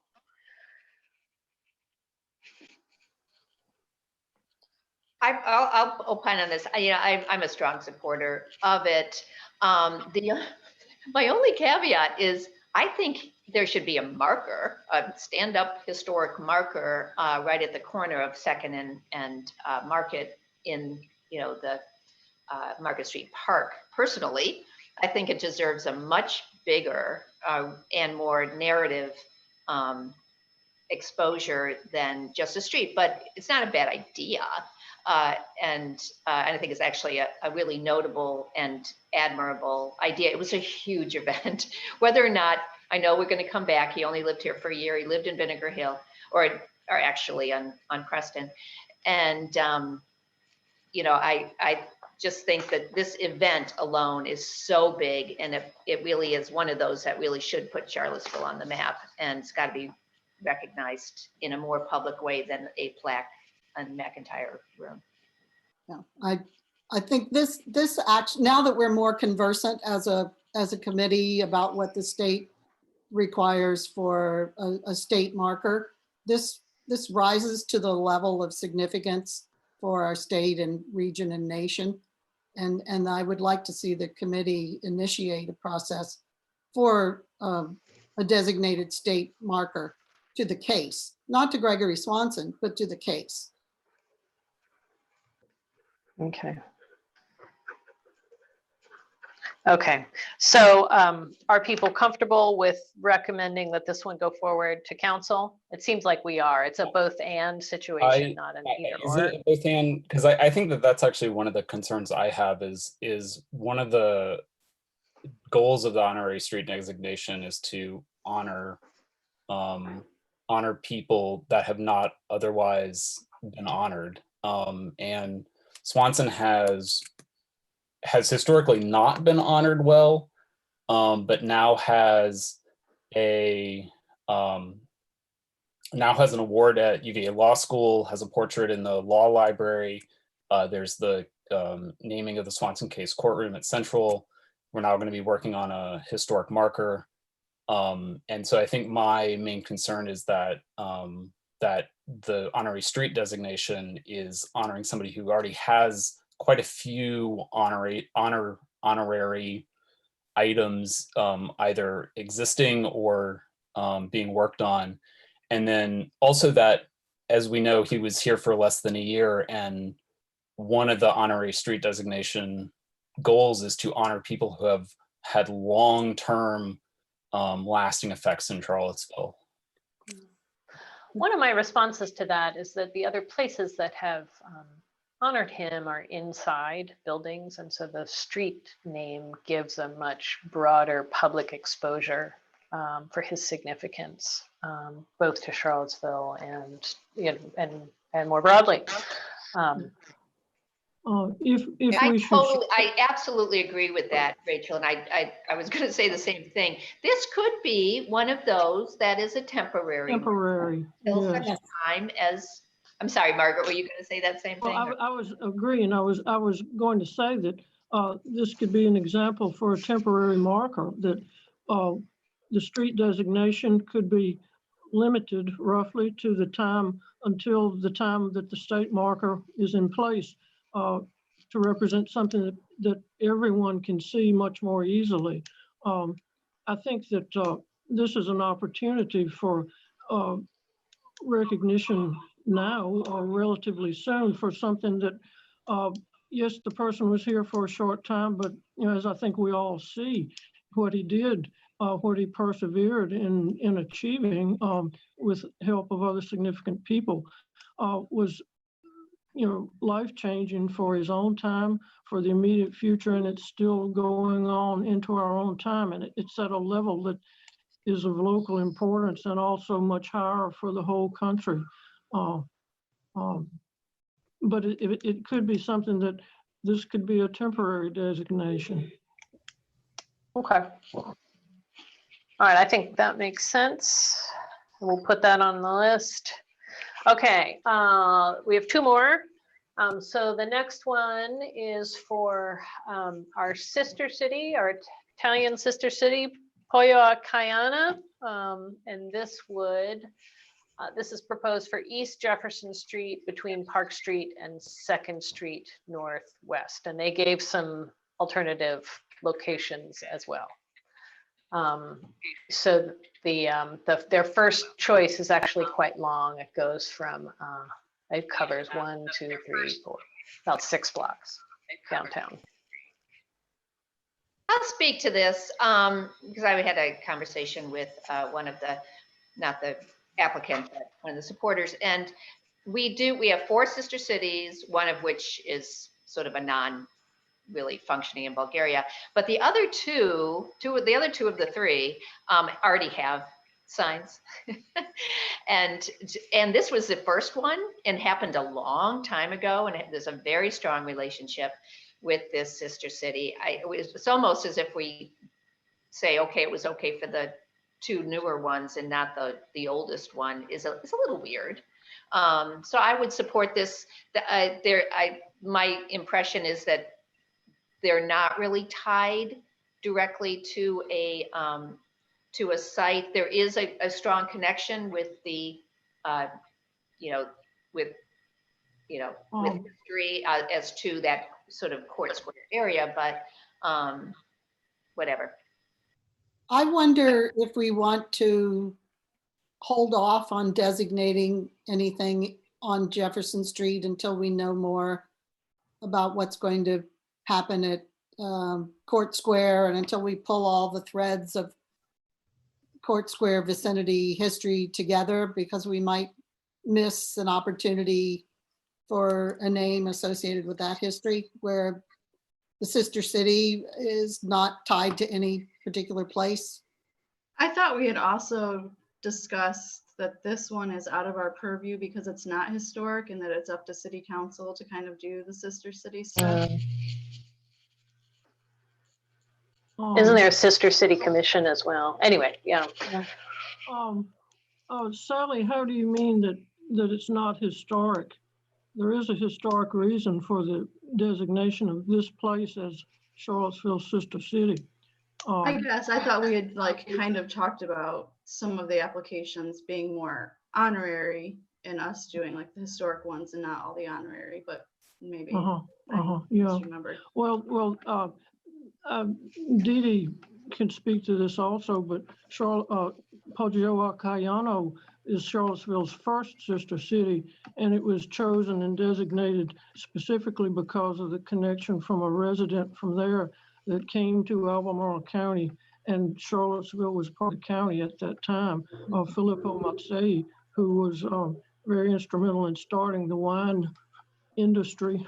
He and Jefferson made efforts to start a significant thing in the 18th century, not always so successful, but I think this designation was made like in the late 1970s.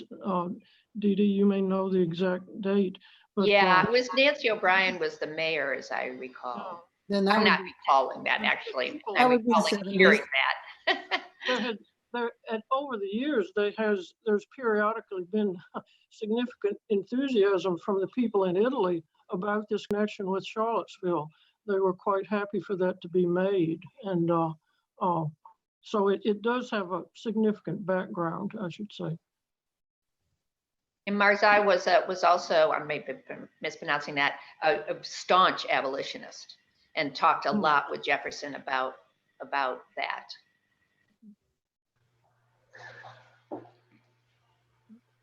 So are our concerns about East Jefferson Street, I mean, strong enough that we would suggest that they consider some of these alternative streets? I think that's a good idea.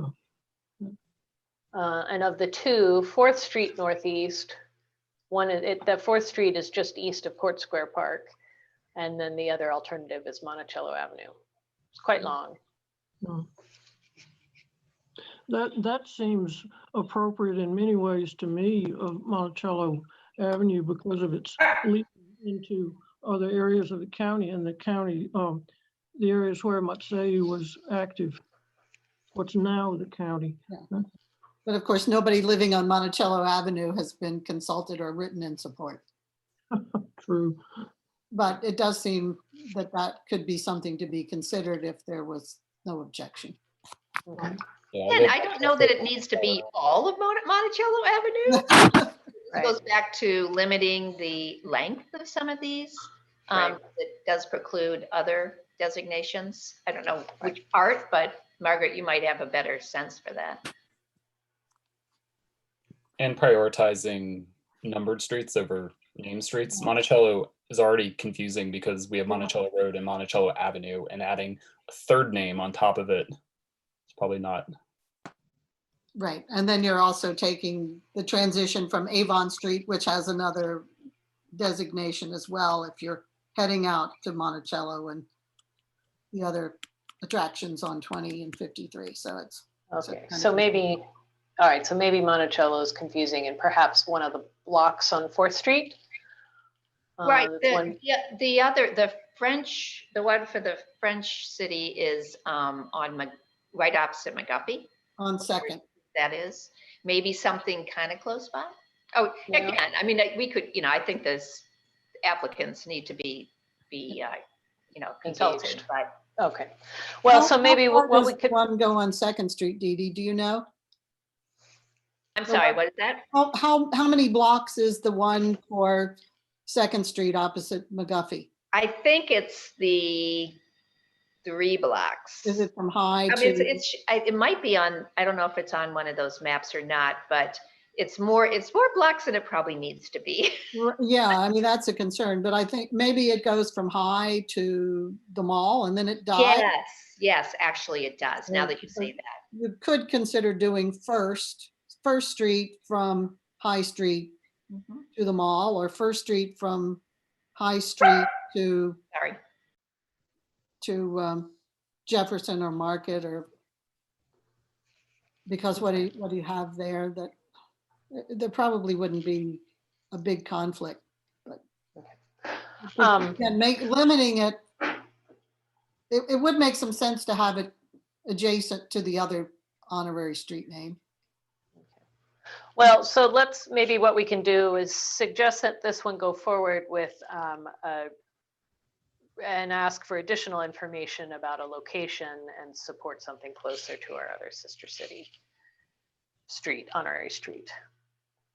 Okay, final one. This is our last one. I'm afraid we're going to squeeze our next agenda items a little bit, but so this last one is proposed Byers Snooki Way, and the recommended street is 10th Street Northwest near the entrance of Washington Park between Preston Avenue and Henry Avenue. And there was a short essay to describe the historic significance. It seems to be linked to the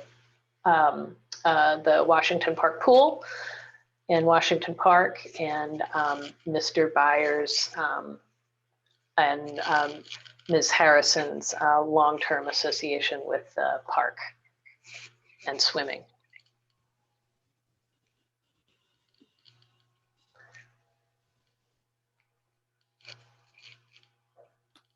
I mean, my sense is that this sort of checks all the boxes. There's a relationship to the place. It's just a couple of blocks. There are local people who had a influence in the community, and they have not, as far as I know, been honored in other ways.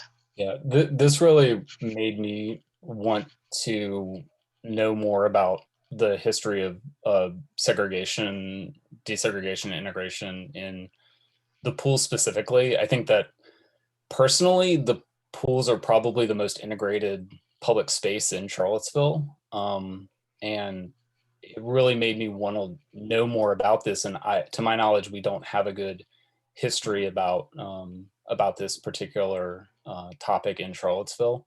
And exactly what you said, Rachel, this is exactly the type of memorial or the type of honorary street name that the process is designed for. Yeah, So it's actually, interesting. the history of pools in Charlottesville is not only segregated. I mean, it was Yeah. segregated after, but there was like no place for anyone of color to swim, which is why Honesty Pool at Mead Park is named as it is because Coach Honesty would take children to Waynesboro to swim, African American children, because it was disallowed entirely in Charlottesville. So I think that's really honorable to honor someone whose really commitment to teaching children who don't have resources to swim is good. Whether this is right or not, I don't have a sense, but I'm not opposed to it. Yeah, I think it's interesting, Dee, to that link it into the pool out there off Lambs Road. Oh my. Oh, suddenly- John Jackson. Pool? Yeah, and his Yeah. pool. I'll have to share that with you, with the rest of you. It's just an interesting compliment to sort of a precursor to the story here. So I don't know. I hadn't thought about that till this conversation. So. And Blue Ridge Swimming Pool, Jenny would know that, was the only pool, Mhm. I think, integrated in the county. I don't know. Yeah. I don't know. I'm not claiming to know tons about this, but there are people in Charlottesville who will talk passionately about this issue. And, and Bill Byers just passed. He has quite a lot of family here. It would be probably nice to get some feedback from his family to know how they feel. That would have been a good supporting letter. I don't know that there was any supporting. Well, I thought that Tanisha had on the application, she said that on behalf of Mrs. Snooki. Yeah.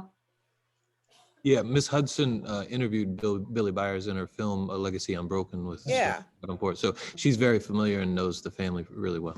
Yeah. I mean, it seems to make a lot of sense because of his association with swimming in the park, and I know he taught at least one of my children. I don't know what the school system plans to do to honor him, if anything.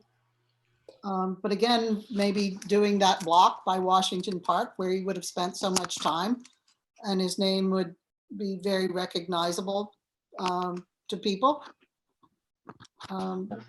Yeah, and it seems to make a lot of sense. maybe even going further and suggesting that the pool be considered for a name other than Washington Park Pool.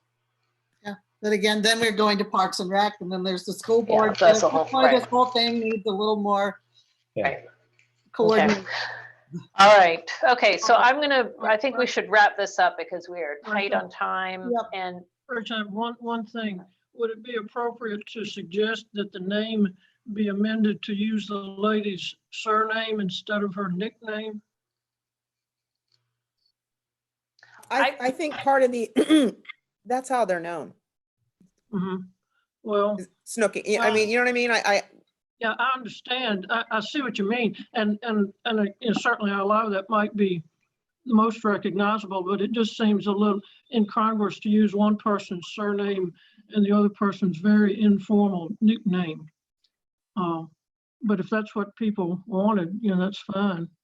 I kind of assumed that the applicant probably thought through that process and discussed it with the community and chose the name that seemed the most appropriate. Yeah. Okay. So I'm just going to quickly list off the things. We have several additional things that we want to add to the program. One is that that the applicant consult with family members as part of the process. Second, that we recommend to council that we look for other places to celebrate contributors to the community. It could be music rooms, parks, gyms, etc. That we recognize the technical, physical limitations of the street sign, that council will have broad purview in interpreting the criteria and the applicant's meeting of that criteria, that we suggest encouraging numbered street names as the first choice, that we can't even read my writing. Okay, that we do annual review of the honorary street names, that the city should consider mechanisms to provide greater geographical distribution of names, that we encourage the city to set up a committee to encourage other naming opportunities and to review those, that we'll ask applicants to include 2 or 3 letters of support, and we suggest that they initiate a state marker to the Gregory Swanson and the case that he was involved in. Can I just say one more thing here that I want to make sure that it's very clearly noted especially about, was it Wanisha Way, about the main, I mean, I think, we talked about, there's a need for kind of more specificity in order to, if truly honoring, folks, then there should be more specific. I just want it to be public so that people understand that we're not rejecting, this. Right. Yeah, just wanted it to be real clear. Yep. Thank you. And then for the specific applications, the ones that we're recommending go forward to council are Black History Pathway, Henry Martin Way, we suggest 1 block, Gregory Swanson Way, which we suggest be a temporary marker until a larger vertical marker take its place, perhaps through the state process. Byers Snooki Way, for our Italian sister city, the Via Poggio ai Caiano, we suggest that that's okay, but that we ask the applicant to reconsider the location. So that's what I have. Yes. Does every honorary designation carry the way rather than a street or is that a way that we distinguish between a real street name and an honorary street name? I think that was just what people proposed. Oh, okay. I mean, the Italian one was different because it had the Italian version, Via, right? Okay. But I think, wondering. Yep.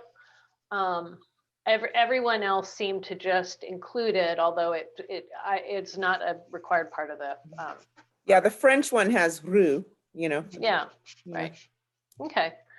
So I don't know. I don't think we need to vote on this. I think we've got a good list. And I'm very sorry about how we've gone over. So I do want to hear our next topic, which is the update on the Mellon Foundation Monuments Project. And that is, we're hoping to hear from Jelaine about that process. Hi.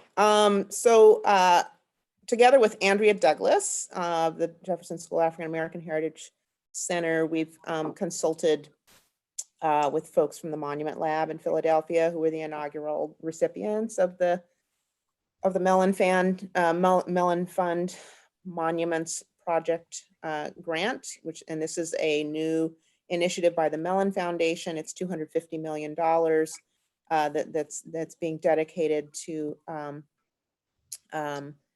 for applicants to augment, change their physical landscape there. So Andrea and I, we've been encouraged to get an application in, or a draft of the application in before the end of the month here. And so Andrea, representing the Jefferson School, myself with your blessing, representing Historic Resources Committee, Siri Russell of the county, and Alexandria Searles of the Lewis and Clark Center will be meeting together again in the coming week to kind of hash out some things in the draft proposal. What I had suggested for our, kind of the city's ask would be to fund funds for the slave auction block memorial, which is something that we've been talking about and that a lot of community members have expressed a lot of passion about. And it's also something that was prioritized in the Blue Ribbon Commission's final report. Of course, we have, Rachel and Margaret were members of the BRC.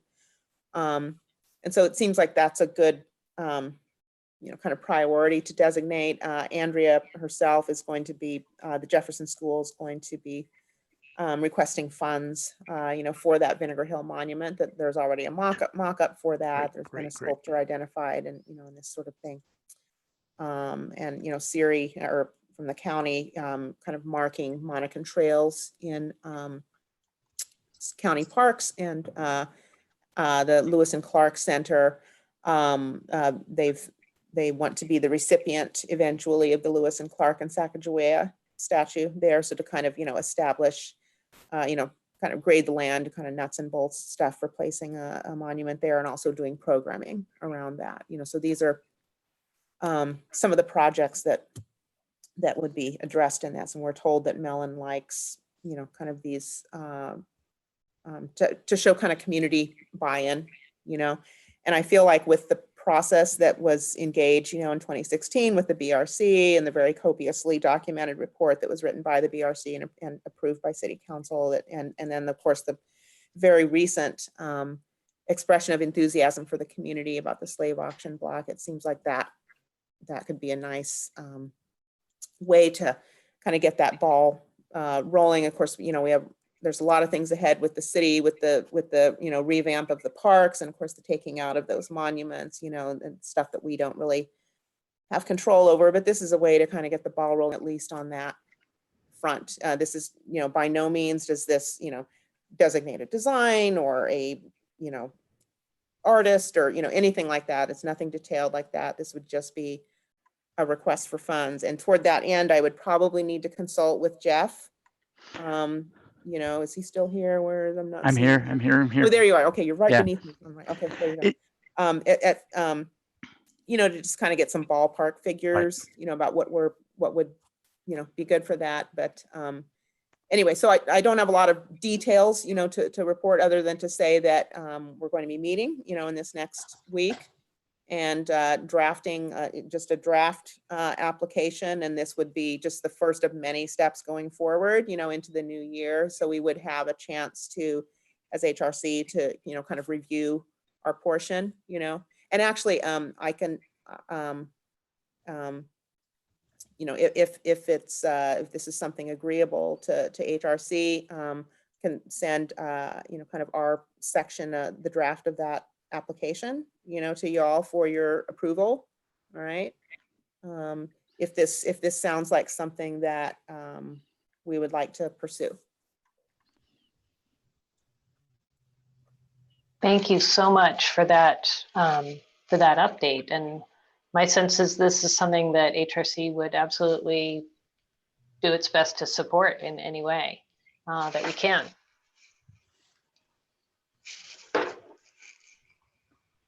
Okay, thank you. So do you need anything else from us at this moment? I don't think so. I'll just kind of report back after our joint meeting, you know, and then I'll send the kind of, I think it'll just be a draft paragraph or two, just so that folks can see it and it's kind of entered into the record, you know, and then we can kind of have further discussions going forward at our next meetings. Okay, great. All right, so the last major thing was just a quick review of communication protocols, and I don't know if any currently exist, if there are any guidelines for the ways city advisory boards or commissions are required to communicate with the public, or if we just make up our own. But it just seemed, since we recently received such a flurry of emails, it just seemed to make sense to clarify how members of the committee could respond back, and whether people are representing the will of the committee in their responses or just personally responding as a member of the committee. So I just wanted to ask about that, or see whether we wanted to confirm anything. If people are writing emails on behalf of the commission, I think we probably need to get hear a preview and denote support through a vote or whatever. And so if that makes sense, I would suggest that as a protocol. I would just say, because the council, yeah, does council have any? Because the meetings are a month apart, sometimes I'll be honest, like with some of that swirl with the slave auction block, like there was a need to respond, and obviously I responded and I engaged with my council if I responded on behalf of council. But I would just say that there is a possibility that through email that you can get support from a quorum, that if we needed to make a more formal communication to a group or individual. But I would say if things can wait, it's just easier just to kind of deal with it here. But anyone can respond in their personal capacity. And I think that Phil did that when he communicated, just to acknowledge that you're responding in your personal capacity. And that's what we do often as counselors. So it's a very similar. And I would just say I want everyone to be reminded, and I think that some have taken like the FOIA course, but all of us, basically any emails that we communicate with among ourselves, even are public record. And so you shouldn't destroy those records. Those are being maintained. And that's why it's kind of nice that we have a distribution list, because if we keep using that distribution list, it makes it really easy for staff to help us to respond to FOIA requests. But I just wanted to also add that in as part of this topic area. Great. Thank you. Thank you for that clarification. Okay. I don't know that we need to come up with anything formal. I just wanted to, you know, since we'd had such a flurry of emails, I just wanted to make sure that there was some update about appropriate ways to send out certain kinds of messages or respond to members of the community. Okay. And I'd just like to say, from a school board point of view, I'm pretty sure it's still this way, is that the chair is the one who often will, as a, you know, representative, respond if it's coming from the board or commission itself. Sure. Okay. I think some of it too was, I'm sorry, go ahead, Blaine. Oh, I was going to say, and with respect to the slave auction block, if we can just assure the public that we are working on it, we are applying for funds, it is at the top, you know what I mean? Just to kind of signal that we have heard you and we're working on it. I've been terming it the unassailable letter, and to write it, and I know I talked to Rachel, I think before Thanksgiving, about just saying, here's where we are. And I think, you know, the point of some of this is, it was awkward for me to say, hey, all, please don't jump into this correspondence, because that doesn't look good or sound good. And I think I've expressed one of the things I've learned as a city employee is everything gets CC'd, everyone. I think that's where a lot of my time gets consumed going through all those. But it was that was a particularly you know, the situation was a lot flying and a lot of people saying what's going on. I didn't know quite how to say, right, well, everybody just take a break. Let's explain this so that then council can respond to it. And I think I did say that. So I don't know, maybe we need a hand signal or something when these things occur next time, but it just starts to take off. And I got to tell you guys, I was so like, oh my God, I can't keep up with everybody going, what's going on? What's going on?